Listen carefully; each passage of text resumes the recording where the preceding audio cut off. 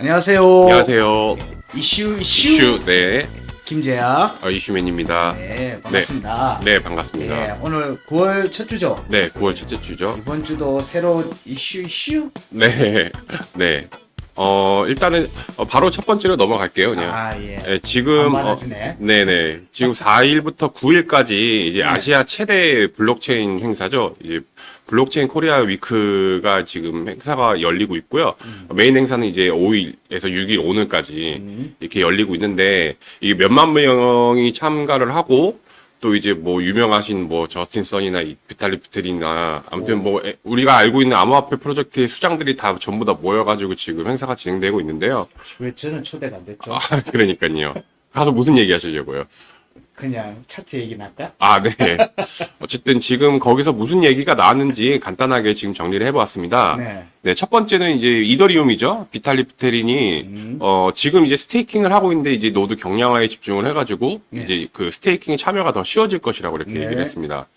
지금 스테이킹을 지금 하고 그러니까 POS로 전환이 되면서 하고 있는데 굉장히 어렵죠. 진짜 본인이 직접 하기에는.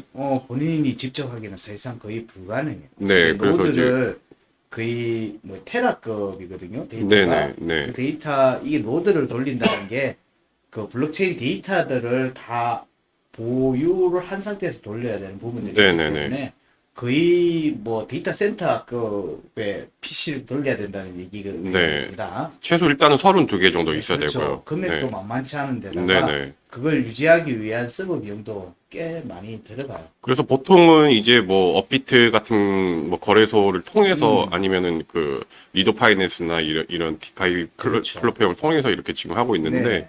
뭐 참여가 더 쉬워질 거라고 하니까 이더리움 지금 보유자분들은 좀 어떻게 지금 업데이트가 될 건지 좀 기대를 하셔도 될 것 같습니다. 이게 사실은 이제 노드, 이제 처음에 설계할 때 32개 해도 충분히 될 거라고 생각을 했는데, 이게 금액이 이제, 이더 금액이 높아지고, 이 데이터가 네네. 많아지니까, 이게 네. 부가적인 문제가 많이 생기기 시작한 거예요. 그래서 여기에 대해서 이더리움이 탈중앙화가 아니라 사실상 중앙화되고 있다는 견제도 많이 받고 있는 상태니까, 이걸 이제 해소시키려고 지금 이제 노드도 경량한다는 얘기는 결국에는 이제 수량에 대한 조정에서부터 데이터를 어떻게 좀 분리시킬 수 있는지 네네. 이런 부분들을 다 포함을 시키는 내용들이 될 거라고 봐요. 네. 아마 기사도 그 내용이고 부텔린도 그 얘기를 아마 했을 거라고 봅니다. 네네. 네. 아마도 이제 이더리움 같은 경우는 그래도 좀 꾸준히 이제 업데이트를 계속 지금 업그레이드를 하고 있으니까요. 네네. 기대를 하셔도 될 것 같습니다. 아무래도 올해 말이죠. 네네. 그 샤딩이 가는 게. 네네네. 네. 그거하고 일정이 아마 붙어서 가지 않겠는가 생각은 듭니다. 네. 네. 스테이킹은 뭐, 네, 괜찮은 서비스인 것 같아요. 아무리 생각해도. 이거, 그리고 다음 거로 바로 넘어가자면은, 이건 그냥 뭐, 저스틴 선이니까, 예, 그냥 들고 왔는데, 뭐, 향후 2년 동안, 뭐 아가리 선이죠. 예, 향후 2년 동안에 이제 암호화폐 강세장이 이어질 저는 아무 말 안 것이라고 이제, 했습니다. 네, 이렇게 이슈맨이 얘기했는데, 아가리선이라고 했습니다. 네, 그냥 저스틴 선 등장만으로도 근데 좀 이슈가 돼서, 네. 네, 뭐 또 이번엔 무슨 말을 털 건지 좀 뭐 했는데, 그냥 이거는 그냥 저스틴 선이라서 그냥 갖고 왔어요. 뭐, 좀 뭐, 향후 2년 동안에 암호화폐 강세장 이어질 거. 자기는 이거 지금 암호화폐 강세장 이 부분 관련해 자기 바람인지 아닌지 모르겠는데, 사실 그거 준비를 하고 있어요. 그러니까 저스틴 선 같은 경우에는 폴로닉스에서 뿐만 아니라 다른 거래소에서 호흡이랑도 연관이 예, 있죠. 네. 이게 그 BNB 토큰에 대해서 굉장히 많이 사고 있고 네네. 트론도 굉장히 많이 사고 있다는 얘기 이미 내용들이 나와 있고 실제 거래소의 매수벽이 굉장히 탄탄하게 되어 있다는 부분들이 있어요. 네네. 그리고 실제로 또 이번 조정 구간의 차트적인 걸로 봐도 거의 꼼짝도 안 했어요. 조정할 때 100원대를 지속적으로 유지하고 있으니까 프로는 뭐 그냥 거의 가격 진짜 진짜 거의 스테이블 예, 되는 것 진짜 같아요. 거의 스테이블 같아요. 근데 이런 종목에서 드라이브를 걸면은 예, 아마 큰 폭의 움직임이 나오지 않겠는가 생각됩니다. 네네. 바로 다음으로 넘어갈게요. 네. 이거는 그냥 좀 뭐라 그래야 될까요? 그 하나은행 같은 경우에는 예, 그 비트고와 손잡고 이제 드디어 그러니까 전통 금융이 예, 이거를 근데 블록체인 코리아 위크에서 이제 발표를 했다는 게 굉장히 좀 의미가 있어서 갖고 왔습니다. 이제 전통 금융들이 이제 그 가상자산 수탁 사업에 진출했다는 그렇죠. 그런 기사입니다. 네. 예. 가상자산 수탁 사업이라고 하면 우리는 단순히 디파이만 생각하는 경우들이 많습니다. 네. 근데 이게 디파이만이 포함되는 게 아니라 사실 비트코인은 지갑 운영도 같이 하고 있어요. 네네. 업비트 측에서도 그렇고 이런 부분들이 많이 진행이 됐었지만 예, 이 내용들이 결국 가상자산을 활용한 비즈니스 사업에 진출하기 위한 밑바탕이라고 보는 거예요. 네네. 예, 이제 금융기관이라서 디파이 쪽이나 수탁에 대한 부분들이 우선적으로 그런 예치 상품들 만드는 게 접근이 될 수 있겠지만은 비트코 입장에서는 이 하나은행이라는 이 레퍼런스를 통해서 대형 레퍼런스죠. 그렇죠. 예. 결제 시장으로의 접근도 얘들은 고려하지 않겠는가. 왜냐면은 첫 시작이 어렵지. 그렇죠. 연결이 되고 나면 사실상 중심이 되거든요. 그런 측면에서는 굉장히 눈여겨볼 만한 기사인 것 같다. 네. 정도 생각됩니다. 그리고 이제 하나은행이라는 전통금융이 이제 블록체인 코리아 위크에서 이런 기사를 발표했다는 것 자체가 좀 의미가 있습니다. 신한은행 뭐 하고 있어? 신한은행도 제가 하고 있는데요. 신한은행 같은 경우에는 그 피터 틸의 스트라이프 네네. 저희 결제 시스템이죠. 여기 플랫폼하고 22년도인가 21년도인가 22년도 기사에 보면은 제휴를 해서 사업을 준비 중이라는 부분들이 있긴 있었거든요. 네네. 이런 부분들하고 아마 이런 물 밑에서 뭔가 치열하게 금융기관들 간에 네. 이제 본격적인 싸움이 시작되지 않겠는가 그런 생각이 드네요. 다음 것도 이제 그럼 이거랑 연결이 되는 건데요. 네네. 네. 저희가 이제 몇 번 언급을 했었잖아요. STO 시장, 네. RWA 둘 다 좀 비슷한 개념이긴 해요. 어쨌든 그렇죠. 실물 자산을 이제 토커나이제이션 한다는 그런 개념인 건데 네. STO 시장 같은 경우 이제 하나은행도 그렇고 아까 말씀하신 신한은행 무슨 증권 무슨 국내 그렇죠. 모든 은행이나 증권사들이 전부 지금 눈독 들이고 있는 그렇죠. 그런 시장이거든요. 그래서 이거는 이제 실물 자산, 그러니까 RWA와 STO 시장이 열린다고 이제 블록체인 위크에서 또 다시 강조를 했는데 이건 정말로 몇 번 강조드려도 모자람이 없는 것 같습니다. 그렇죠. 이게 네. 사실상 파생 상품 시장으로 연결되는 걸로 보거든요. 네네. 그러면 이게 뻥튀기가 되는 겁니다. 뻥튀기가 되는 거예요. 네네. 그러면 저기에서 실물 자산의 베이스에서 나오는 그 토큰의 가격도 있겠지만 이걸 담보로 해서 뭘 하는 또 다른 2차 사업이 또 형성될 수 있어요. 그게 일반적인 파생 상품에서 흔하게 보이는 우리 상품의 금융상품의 형태들인데 네. 이 부분에 암호화폐를 이제 접목을 시키면서 이제 글로벌 서비스로 나가려고 하는 토대가 되는 거거든요. 네, 그리고 이제는- 접근도 굉장히 쉬워지고요. 그렇죠. 예를 들어서 국내 투자자가 해외 전통적인 주식을 사기 위해서는 어쨌든 과정 같은 게 있는데, 그렇죠. 이건 그냥 단순하게 정말 토커나이제이션을 시켜버리면은, 네, 진입 장벽 자체가 굉장히 낮아지기 때문에, 이 네. 부분에서는 주목해서 봐야 되는 게 저희가 몇 번 강조를 많이 드렸었고, 또 저희 채널에서도 그 STO 관련해가지고 지금 그 암호화폐 프로젝트들이 뭐가 있는지 몇 번 다뤄드렸거든요. 여러 번 예, 했습니다. 예. 여러 번 거기서 언급했고 검색을 하셔가지고 뭐 코인 쪽에 아니면 암호화폐 쪽에 이제 STO가 뭐가 좀 관심이 있다 그러면은 한번 찾아보시는 것도 괜찮을 것 같아요. 저희들 검색은 레이븐 1등입니다. 레이븐 1등. 네. 레이븐 1등이고요. 네, 예, 요즘 지금 최근에 강세를 좀 보였던 STPT나 네네. 예, 지금 아직은 큰 움직임 안 보이고 있는 폴리메시도 그런 계열이죠. 예, 이런 부분들도 주목해서 이런 이슈들이 뭐 신세티스도 있고요. 네, 이 이슈가 될 때는 거침없이 가니까 네네. 이런 부분들 좀 주목해서 볼 필요가 있습니다. 예, 이런 비즈니스적인 측면에서는 이 결국에는 이 바탕이 되는 게 보증이니까 담보에 대한 보증이고 네네. 이 부분에 대한 비즈니스 모델들을 어떻게 풀어놨는지 이런 부분들을 어떻게 보강을 해놨는지를 잘 보시면 됩니다. 이게 사실 좀 위험한 부분들도 있을 수가 있어요. 왜냐하면 다단계하는 애들이 조금 먹잇감으로 쓸 수 있는 요소가 될 수도 있기 때문에 그래요. 그래서 혹시나 이렇게 주변에서 이렇게 이런 관련되어 있는 내용들을 하신다고 얘기를 들으시면 첫 번째 아직 법적으로 준비가 아직 안 됐다. 라고 준비는 하고는 있죠. 그렇죠. 어쨌든. 예. 진행을 하는 곳이라면 담보에 대한 보증을 누가 하고 있느냐. 네. 네, 어떤 기관이 하고 있는지도 꼭 확인하세요. 그게 나중에는 되돌릴 수 없는 상황으로 갈 수 있습니다. 이거는 파생 상품입니다. 네. 어쨌든 뭐 ICO보다는 조금 그래도 좀 뭐라 그러죠? 안전장치가 좀 있는지, 네, 그런 부분을 좀 체크를 잘 하셔야 될 것 같습니다. 그렇죠. 네네. 네. 다음은, 네, 이거는 그냥 뭐, 그 설문조사 같은 건데요. 예, 한국 그 투자자 중에서 이제 71%가 이제 비트코인을 사봤다. 그리고 이제 32%는 이제 재투자 의향이 있다고 하는데, 저는 이게 좀 모르겠어요. 그 비트코인을 전 제 생각에는 비트코인은 안 샀을 것 같은데 생각보다 많은 분들이 샀다고 이렇게 나왔어요. 사람들이 착각할 수도 있죠. 아, 그래요?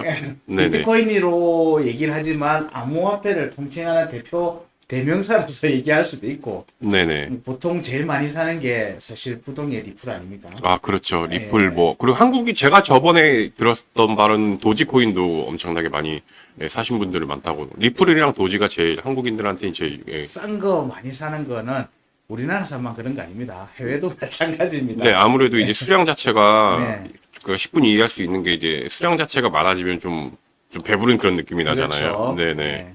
그렇기 때문에 근데 여기 설문조사에서는 대신에 이제 암호화폐에 대한 이해도는 작년보다 많이 올라간 것 같은데 이제 웹3라는 그런 물결들은 상당히 지금 이해를 많이 못하고 계신다고 그렇게 그런 결과가 나왔거든요. 그렇죠. 네, 웹3 또한 지금 뭐 저희가 또 여러 번 강조했던 물결 중에 하나인 거잖아요. 네네. 네, 그 부분에 대한 이해를 이게 산업이 어떻게 이제 기존에 이제 웹 1에서 웹 2, 이제 웹 3로 넘어가는 이제 그런 상황에서 이제 산업이 어떻게 바뀌는지 그 부분에 대한 좀 이해는 좀 필요하다고 생각을 합니다. 그렇죠. 뭐 여기에 관련되어 있는 내용들이나 이런 부분들을 뭐 저희들 또 영상에서도 이렇게 다뤄줄 수도 있지만은 보통은 웹 1, 웹 2, 웹 3 이렇게 구분해 놓는 거는 외국 애들이 그런 거 진짜 기가 막히게 구분을 잘 지어 놓긴 합니다. 근데 사실은 핵심은 그거예요. 나의 정보를 누가 관리하느냐.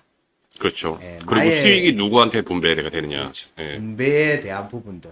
내가 거기에 관여를 한 거에 대해서 내가 거기에 대한 베니피스, 이익을 받을 보상을. 수 있느냐. 예. 뭐 이런 부분들이 사실은 웹3를 규정하는 중요한 요소가 됩니다. 그래서 나의 데이터 혹은 내가 만들어내는 컨텐츠 이런 부분들이 우리 이제 유튜브나 이런 걸 보면서 사실 이런 내용들이 사실은 많이 접해 있어요. 규정을 딱 지어서 이게 이거다라고 하는 정의를 못 들었을 뿐이지 이미 우리 생활에 많이 녹아들어 있고 그렇죠. 관념적으로도 이미 이제 사람들이 많이 받아들이기 시작한 상태라고 이미 그 봅니다. 흐름은 지금 바뀌고 있다고 이제 이해를 하시면 될 네네. 겁니다. 저도 네네. 그렇게 생각합니다. 네. 다음 뉴스는요.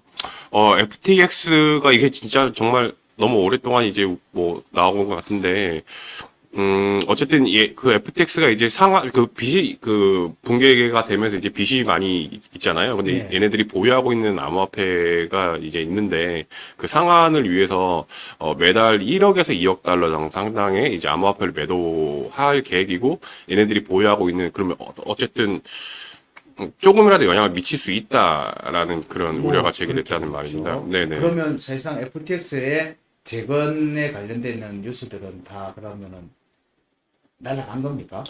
아니요. 그 부분은 이제 나중에 저희가 집중적으로 한번 또 다뤄볼게요. 왜냐하면 이제, 채무자들이 이제 그 상환 신청도 이제 다 받았고, 이제 얘네들이 다시 영업을 할 것 같긴 하거든요. 그렇죠. 네네. 그렇기 때문에, 근데 그 이전에 지금 시장에 좀 충격을 줄 수 있는 우려가 있기 때문에, FTX 같은 경우는 이제 알라메다 리서치랑도 굉장히 연관이 되어 있잖아요. 그렇죠. 그렇기 때문에 얘네들이 보유하고 있는 포트폴리오 점검을 제가 기회가 된다면은 중간 이슈 점검을 한번 다뤄볼 계획입니다. 주간 네. 이슈 주제를 일단은 오픈하시는 아니요 겁니까? 재료를 봐가지고 쓸 게 있으면은 네. 어쨌든 그 얘네들이 지금 어떤 코인을 갖고 있는 건지 그걸 어떻게 지금 매도를 할 건지에 대해서 좀 관심 있게 지켜볼 필요가 있다고 생각을 해서 이 기사를 가지고 왔습니다. 매달 1에서 2억 달러 정도면은 뭐 사실상 1,300억에서 뭐 이상의 돈이 네네 예. 2천 몇백억이니까 그렇죠. 네네. 이게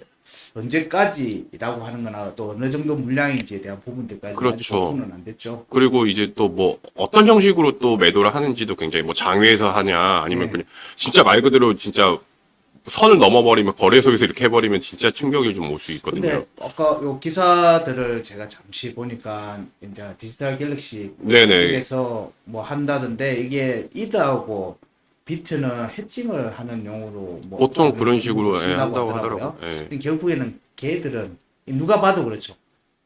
얘들이 오를 거를 아면은 안 던져요. 달리 그렇죠. 다른 방법을 찾죠. 예. 다른 방법을 썼습니다.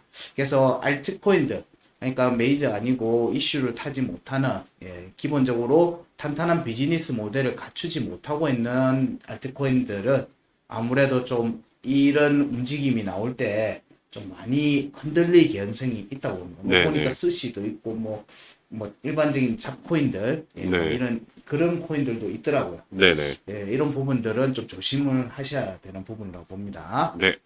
마지막은 이제 저희가 뭐 그렇게 중요한 그런 건 아닐 수도 있는데요. 네.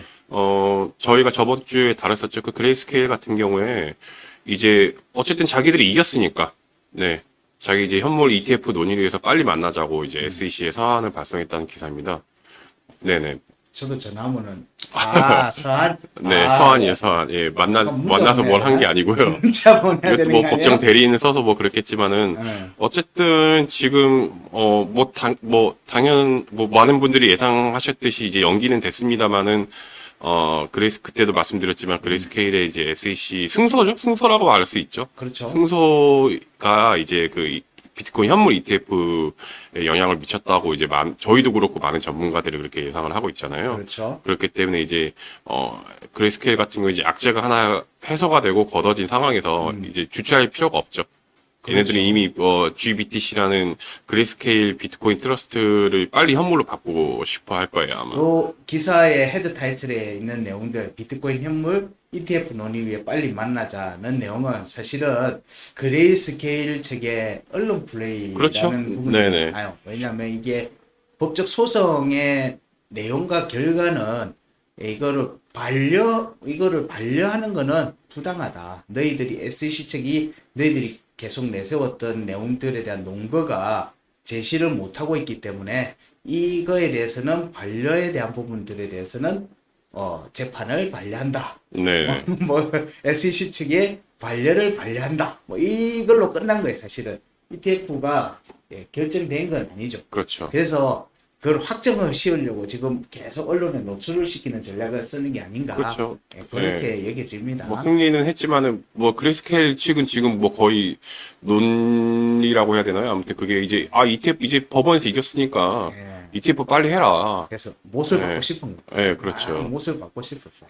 네. 그런 내용들의 부분이고, 이게 현물 ETF로 바로 연결된다. 이렇게까지는 그거는 되기는 힘들 거죠. 너무 앞서간 그런 그렇죠. 거 같고요. 그 전에 우리가 흔히 지금 기다리고 있는 블랙록과 여러 현물 비트코인 ETF 네. 여기에 대한 부분들이 오히려 더 빨리 진행이 될 수 있다고 그렇죠. 봅니다. 네네. 왜냐하면 얘들 한다고 해도 그러면 접수 받아줄게 정도가 SEC 그렇죠. 측이 낼 수 있는 네네. 답이고, 그럴 경우에는 결국 또 승인의 절차를 또 밟아야 되는 거기 그렇죠. 때문에 결국에는 이 기사의 핵심은 그레이스케일들이 스케일 측에서 지금 못을 받고 싶다, 막 그렇게 하고 싶다는 얘기고, 실질적으로 우리 시장에 큰 도움이 될 수 있는 부분은 블랙록과 같은 거대 자산 운영사들의 현물 ETF 신청인 게 승인이 될 개연성, 이런 부분들을 분위기를 몰아가는 과정이다. 그래 정도로 이해하시면 될 듯 합니다. 네네. 그리고 저희가 저번 주에 이슈를 다뤘었죠. 그레이스케일의 포트폴리오도 한번 그렇죠. 점검을 하시는 것도 조회수 많던데. 네, 괜찮을 것 같습니다. 네. 네네. 이번에 알라메다 포트폴리오도 그러니까 일단 한번 봐야 돼요. 그게 재미없는 그런 재료들이 있으면은 재밌게 만드셔야죠. 다른 걸 해야겠죠. 시맨인데. 네, 일단 알겠습니다. 일단은 그래서 저희가 이번 주에 준비한 소식은 여기까지고요. 네. 네네. 또 다음 주에 또 어떤 소식들이 있는지 모르겠지만은 최대한 재밌고 중요한 기사들로 다시 찾아뵙도록 하겠습니다. 알겠습니다. 네네. 자, 이번 주 이슈 네. 네. 흥미로웠습니다. 네. 다음 주 이슈도 네. 꼭 재밌는 걸로 그거는 해주세요. 네, 어떻게든 네, 알겠습니다. 네, 그럼 오늘은 여기까지 하겠습니다. 고맙습니다. 감사합니다.